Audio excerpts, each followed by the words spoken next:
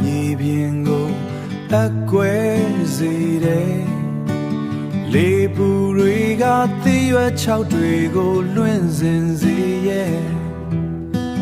ငါရင်ထဲမှာလဲမင်းမရှိတဲ့ຫນွေရာသီကရေမရှိတဲ့ကံကြီးလို့ခံချောင်းနေပြီ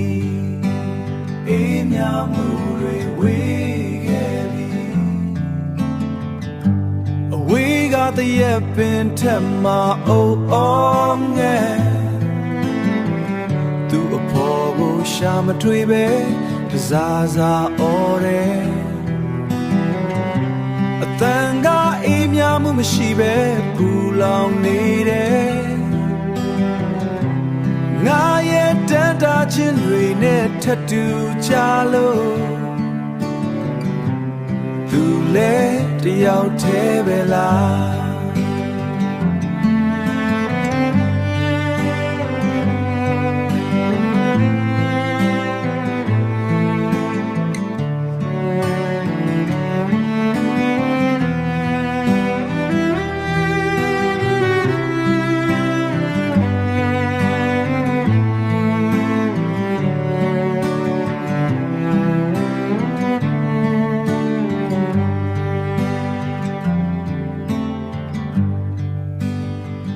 မင်းထွက်သွားတဲ့လမ်းကလေးမှာဖုံမုံတွေသာကြံခဲ့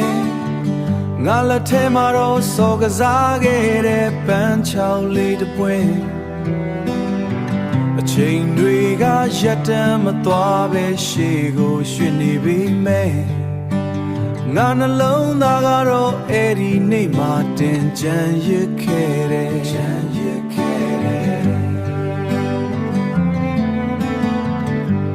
မိုးတိမ်တွေကပစီမှာခိုနာနေကြသလဲအိုးအော်ငယ်ရဲ့အော်တန်ကတဖြည်းဖြည်းတိုးဝင်သွားတယ်